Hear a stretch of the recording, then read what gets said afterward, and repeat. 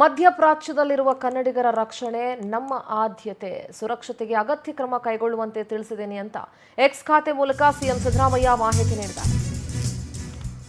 ಮಧ್ಯಪ್ರಾಚ್ಯದಲ್ಲಿ ಬಹಳಷ್ಟು ಜನ ಕನ್ನಡಿಗರು ಸಿಕ್ಕಾಕೊಂಡಿದ್ದಾರೆ. ಅವರ ರಕ್ಷಣೆ ನಮ್ಮ ಆದ್ಯತೆ, ಸುರಕ್ಷತೆಗೆ ಏನೆಲ್ಲ ಕ್ರಮ ಬೇಕೋ ಅದನ್ನು ತಗೊಳ್ಳಿ ಅಂತ ನಾನು ಸೂಚಿಸಿದ್ದೇನೆ ಅಂತ ಎಕ್ಸ್ ಖಾತೆ ಮೂಲಕ ಸಿಎಂ ಮಾಹಿತಿ ನೀಡಿದ್ದಾರೆ. ಯುದ್ಧ ಪೀಡಿತ ರಾಷ್ಟ್ರಗಳಲ್ಲಿ ಸಿಲುಕಿರುವವರನ್ನ ನಾವು ರಕ್ಷಿಸ್ತೀವಿ, ಸುರಕ್ಷಿತ ಸ್ಥಳಗಳಿಗೆ ತೆರಳುವಂತೆ ಮನವಿ ಮಾಡ್ತೇನೆ.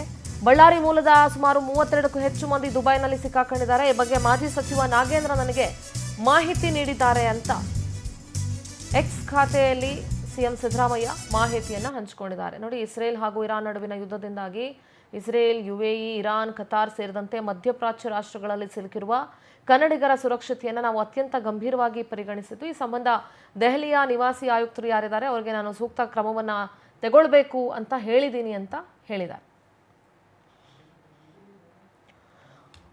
ಅಲ್ಲಿಯವರೆಗೂ ಸುರಕ್ಷಿತ ಸ್ಥಳಗಳಿಗೆ ತೆರಳಿ ಅಂತ ಕೂಡ ಮುಖ್ಯಮಂತ್ರಿಗಳು ಮನವಿ ಮಾಡಿಕೊಂಡಿದ್ದಾರೆ. ಇದ್ರ ಬಗ್ಗೆ ಸರ್ಕಾರ ಕೂಡ ಗಂಭೀರವಾಗಿ ತಗೊಂಡಿದೆ.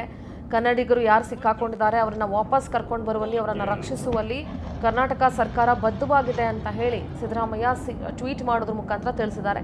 ನಮ್ಮ ಪೊಲಿಟಿಕಲ್ ಕರೆಸ್ಪಾಂಡೆಂಟ್ ಆನಂದ್ ನ್ಯೂಸ್ ಡೆಸ್ಕಿಂದ ನೇರ ಸಂಪರ್ಕದಲ್ಲಿ ಜಾಯ್ನ್ ಆಗ್ತಿದ್ದಾರೆ. Anand, very good morning. ಏನು ಇಸ್ರೇಲ್ ಹಾಗೂ ಅಮೆರಿಕ ಸೇರಿ ಇರಾನ್ ಮೇಲೆ ದಾಳಿಯನ್ನು ಮಾಡ್ತಾ ಇದ್ದಾವೆ. ಈಗ ಮಧ್ಯಪ್ರಾಚ್ಯ ರಾಷ್ಟ್ರಗಳಲ್ಲಿ ಸಾಕಷ್ಟು ಜನ ಸಿಕ್ಕಾಕೊಂಡಿದ್ದಾರೆ. UAE ರಾಷ್ಟ್ರಗಳಲ್ಲಿ ಸಾಕಷ್ಟು ಜನ ಸಿಕ್ಕಾಕೊಂಡಿದ್ದಾರೆ ಕನ್ನಡಿಗರು. ಅವರನ್ನ ವಾಪಸ್ ಕರ್ಕೊಂಡು ಬರೋದು ಕರ್ನಾಟಕ ಸರ್ಕಾರದ ಜವಾಬ್ದಾರಿ ಆಗಿರುತ್ತೆ. ಇದ್ರ ಬಗ್ಗೆ ಒಂದಷ್ಟು ಕ್ರಮಗಳನ್ನು ತಗೊಳ್ಳೋಕೆ ನಾನು ಸೂಚನೆ ಕೊಟ್ಟಿದ್ದೀನಿ ಅಂತ ಸಿಎಂ ಹೇಳಿದ್ದಾರೆ. ಇದ್ರ ಬಗ್ಗೆ ಏನೆಲ್ಲ ಅಪ್ಡೇಟ್ ಸಿಗ್ತಾ ಇದೆ ಆನಂದ್?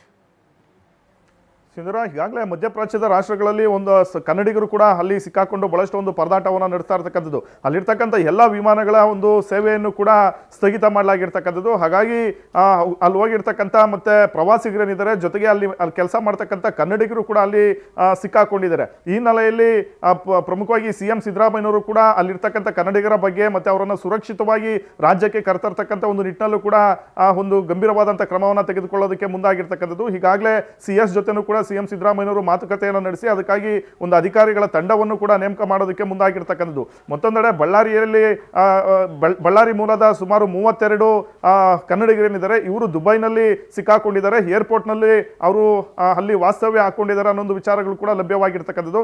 ಈ ಬಗ್ಗೆ ಮಾಜಿ ಸಚಿವ ನಾಗೇಂದ್ರ ಅವರು ಕೂಡ ಸಿಎಂ ಅವರ ಗಮನಕ್ಕೆ ತಂದಿದ್ದಾರೆ. ಸಿಎಂ ಅವರು ಕೂಡ ದುಬೈನಿಂದ ಅವರನ್ನ ಯಾವ ರೀತಿ ಸೇಫ್ ಆಗಿ ಕರೆತರಬೇಕು ಅನ್ನೋ ನಿಟ್ಟಿನಲ್ಲೂ ಕೂಡ ಕ್ರಮವನ್ನು ತೆಗೆದುಕೊಳ್ಳೋದಕ್ಕೆ CS ಅವರಿಗೆ ಸೂಚನೆಯನ್ನು ಕೊಟ್ಟಿರ್ತಕ್ಕಂಥದ್ದು. ಕೇವಲ ದುಬೈನಲ್ಲೇ ಮಾತ್ರವಲ್ಲ, ಕತಾರ್ನಲ್ಲೂ ಕೂಡ ಒಂದಷ್ಟು ಕನ್ನಡಿಗರು ಸಿಕ್ಕಾಕೊಂಡು ಬಹಳಷ್ಟು ಒಂದು ಪರದಾಟ ನಡೆಸ್ತಿದ್ದಾರೆ ಅನ್ನೋ ಒಂದು ವಿಚಾರನೂ ಕೂಡ ಗೊತ್ತಾಗ್ತಾ ಇದೆ. ಜೊತೆಗೆ ಅಲ್ಲಿ ಯಾವುದೇ ಹೋಟೆಲ್ಗೆ ಹೋದ್ರೂ ಕೂಡ ವಾಸ್ತವ್ಯ ಮಾಡೋಕೆ ಆಗದೆ ಇರತಕ್ಕಂಥ ಒಂದು ಪರಿಸ್ಥಿತಿಗಳಿಗೆ ಇರ್ತಕ್ಕಂಥ ಒಂದು ಹಿನ್ನೆಲೆಯಲ್ಲಿ ಅವರು ಏರ್ಪೋರ್ಟ್ ಗಳನ್ನೇ ಒಂದು ಆಶ್ರಯ ತಾಣಗಳಾಗಿ ಮಾಡ್ಕೊಂಡಿರ್ತಕ್ಕಂಥದ್ದು.